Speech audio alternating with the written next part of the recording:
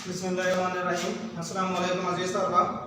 हम chapter number 1 पढ़ रहे थे, उसकी रिव्यू एक्सरसाइज से शुरू कर रहे हैं। रिव्यू एक्सरसाइज का क्वेश्चन नंबर है 6। ए सेट हमें दिया गया है 3, 4, 5, 6 और बी सेट हमारे पास 2, 4, 6। हमने फाइंड करना है, पहला तरफ हमने फाइंड करना है वो है A union B is equal to B union A. इस सवाल में हमारे पास दो साइड हैं, ये हमारे पास साइड है लेफ्ट हैंड साइड और ये हमारे पास है राइट हैंड साइड। सबसे पहले लिखेंगे left hand side is equal to A union B is equal to, पहले हम सेट लिखेंगे ए सेट। ए सेट हमारे पास क्या है 3, 4, 5, 6। फिर यूनियन, फिर लिखेंगे बी सेट। बी सेट हमारे पास क्या है, बी सेट है 2, 4, 6। यूनियन में हम क्या करते हैं, दोनों सेट में मौजूद एलिमेंट्स को इकट्ठा कर लेते हैं। दो चीजों का ख्याल करते हैं, एक उनकी तरतीब ठीक होनी चाहिए और दूसरी यानी कि तरतीब उनकी होनी चाहिए असेंडिंग ऑर्डर में, और दूसरी कोई भी एलिमेंट क्या ना हो, रिपीट ना हो। सबसे पहले क्या आएगा 2, उसके बाद क्या होगा 3, उसके बाद 4 यहाँ भी था, यहाँ भी था, हमने एक 4 लिख दिया है, फिर 5 और फिर क्या होगा 6। ये हमारे पास है लेफ्ट हैंड साइड। अब करेंगे right hand side. Right hand side is equal to B union A. सबसे पहले लिखेंगे बी सेट। बी सेट हमारे पास क्या है 2, 4, 6। फिर यूनियन, फिर लिखेंगे ए सेट। ए सेट हमारे पास है 3, 4, 5, 6।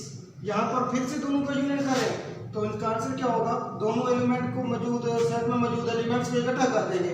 यहाँ पर क्या होगा 2, 3, 4, 5, 6। दोनों का आंसर बिल्कुल सेम है, तो हम क्या लिखेंगे, so verified left hand side is equal to right hand side. ये हमारे पास पहला सवाल था। इसी तरह हमारे पास इसकी दूसरा पार्ट जो है वो है A intersection B is equal to B intersection A. ये हमारे पास है लेफ्ट हैंड साइड, ये हमारे पास है राइट हैंड साइड। पहले यहां पर हमने क्या था यूनियन में, अब हम करेंगे इंटरसेक्शन में। क्या लिखेंगे, left hand side is equal to A intersection B. Set A लिख देंगे। ए सेट हमारे पास क्या है, ए सेट में है 3, 4, 5, 6। फिर इंटरसेक्शन, फिर लिखेंगे बी सेट। बी सेट हमारे पास क्या है 2, 4, 6। 2, 4, 6। हम क्या करते हैं, दोनों सेट में मौजूद इंटरसेक्शन में देखेंगे कि कौन से हमारे पास जो है एलिमेंट्स कॉमन है। इन दोनों सेट में इंटरसेक्शन में क्या करते हैं, कॉमन एलिमेंट्स देखते हैं। यहाँ पर 3 है, यहाँ पर 3 नहीं है, यहाँ पर 4, यहाँ पर 4, एक तो होगा 4। उसके बाद यहाँ पर 6 है, यहाँ पर 6 है, यहाँ पर 5 है, यहाँ पर 5 नहीं था, तो क्या होगा दूसरा एलिमेंट 6। तो ए इंटरसेक्शन बी का आंसर क्या आया 4 और 6। ये लेफ्ट हैंड साइड थी। अब करेंगे राइट हैंड साइड।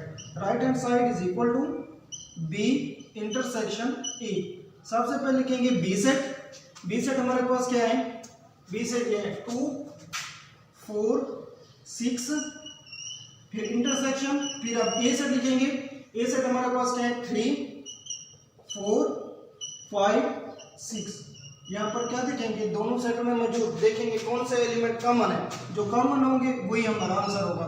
दोनों सेट में कौन से एलिमेंट कॉमन है, यहाँ पर 2 है, यहाँ पर 2 नहीं है, यहाँ पर 4, यहाँ पर 4, एक तो 4 होगा। उसके बाद यहाँ पर 6, यहाँ पर 6, तो यहाँ पर क्या होगा 6।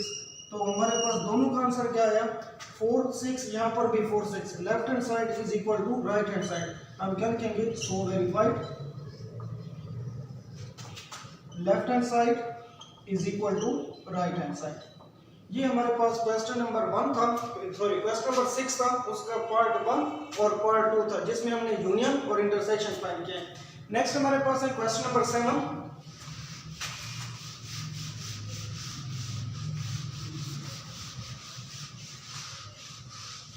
क्वेश्चन नंबर 7 में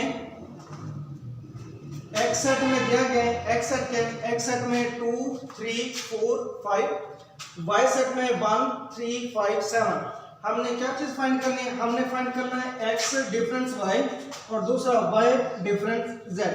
सबसे पहले हम लिखेंगे, पहला जो पार्ट है हमारे पास क्या है, X difference Y is equal to X set लिखेंगे। एक्स सेट हमारे पास क्या है 2, 3, 4, 5।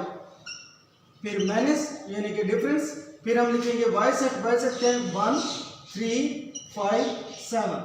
डिफरेंस में हम क्या करते हैं, डिफरेंस में हम देखेंगे दोनों सेटों में जो एलिमेंट्स होंगे कॉमन वो कैंसिल हो जाएंगे, यानी कि यहाँ पर देखिए 2 है, यहाँ पर 2 नहीं है, यहाँ पर 3, यहाँ पर 3 तो क्या हो जाएगा दोनों सेटों में कैंसिल। यहाँ पर 4 है, यहाँ पर 4 नहीं है, यहाँ पर 5 है, यहाँ पर भी 5 है, 5 कैंसिल, यहाँ पर 7 है, यहाँ पर 7 नहीं है। अब आपका आंसर कौन सा होगा, जो पहले सेट में एलिमेंट्स बचे होंगे, चाहे दूसरे सेट में बचे हों, लेकिन आपने वो नहीं लिखने, जो पहले सेट में आंसर हमारे पास जो एलिमेंट बचे हुए हैं जो कैंसिल नहीं हुए वही हमारा आंसर होगा। पहले सेट में कौन से एलिमेंट बचे हुए हैं, एक है 2 और दूसरा है 4, 2 और 4, ये हमारा क्या होगा आंसर x डिफरेंस y का। इसका दूसरा पार्ट है, दूसरा पार्ट इसका क्या है, दूसरा पार्ट है y माइनस z। z सब लिख लेते हैं, सॉरी ये हमारे पास था y डिफरेंस x, यहाँ पर भी क्या है y डिफरेंस x। अब सबसे पहले y सेट लिखेंगे, y सेट क्या है 1 3 5 7 माइनस, फिर लिखेंगे कौन सा x सेट, x सेट हमारे पास कौन सा है 2 3 4 5। अब क्या करेंगे, वही काम करेंगे जैसे हमने ऊपर किया था, दोनों सेट में मौजूद एलिमेंट्स देखेंगे, जो एलिमेंट्स कॉमन होंगे वो कैंसिल हो जाएंगे। कौन सा एलिमेंट हमारे पास कॉमन है, यहाँ पर 3, यहाँ पर 3 कैंसिल, यहाँ पर 5, यहाँ पर 5 ये कैंसिल। जो पहले सेट में बच रहे हैं वही हमारा क्या होगा आंसर। पहले सेट में कौन से बच रहे हैं 1 और 7, 1 और 7।